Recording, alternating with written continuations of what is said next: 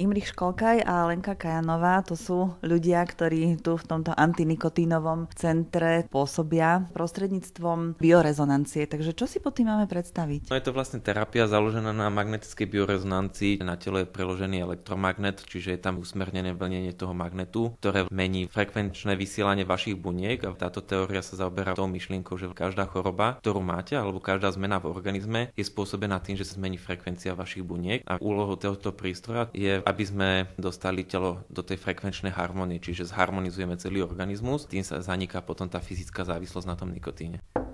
Takže prichádza niekto z klientov. Dobrý deň. Vy sem prichádzate už druhýkrát. Áno. Prečo znova? Neudržal som tú závislosť. Som mal problémy pracovné a všetko dokopy to dalo, že som si zapálil. Koľko ste fajčili predtým, než ste prišli sem prvýkrát? Predtým, než prvýkrát, ono je to viackrát prvýkrát. Ja už som vôbec nefajčil, potom som znovu začal a predtým, než som prvý raz prestal, som fajčil 60 denne. Potom som prestal, som nefajčil možno 2-3 roky a teraz som to porušil z toho, že som mal ťažkú prácu, dá sa povedať psychicky, lebo jazdím a počasie bolo na figu, termíny boli zlé. To sú objektívne výhovorky, ktoré nemajú byť, ale bohužiaľ som to porušil. Po akom čase? 3 týždne. Takže poďme teda na tú terapiu. Ste si sadli do pohodlného kresla. Teraz pokladáme na nohu takú podložku, na ktorú si klient položí ruky a pustíme tú harmonizujúcu terapiu. Prístroj sa zapína. Zadáme číslo programu, ktorý odozdáva tú pozitívnu energiu z tých bachových esencií z 38 liečivých rastlín, ktoré majú harmonizovať organizmus. Cítim dobrú vôňu,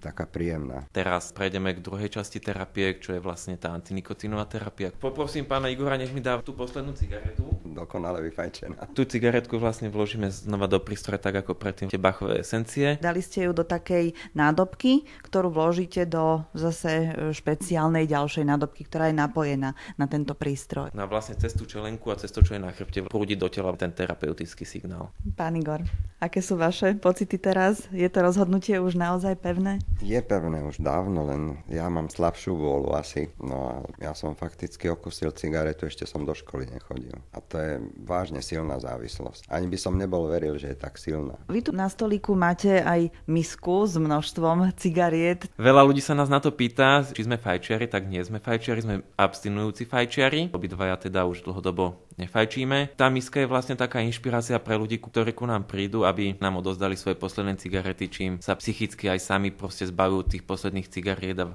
potvrdzujú si to odhodlanie skoncovať s fajčením. Lenka. Tiež sme na tom boli, je to asi rok a pol, čo už abstinujeme. Bola to veľmi zaujímavá skúsenosť a vlastne až to posunulo až sem a začali sme to aj my praktikovať. Táto metóda liečby nikotínovej závislosti má 80% úspešnosť. Čo tých 20%? Najčastejšie ľudia možno zlyhávajú na tom, že to chcú vyskúšať po nejakej dlhšej dobe abstinovania, že čo to spraví. A dosť často ľudia zlyhávajú aj na tom, že už si myslia, že už po pol roku nefajčenia to majú za sebou a zapália si tú jednu cigaretu a je to bohužiaľ sa to častokrát vráti tá závislosť naspäť, že zase začnú fajčiť.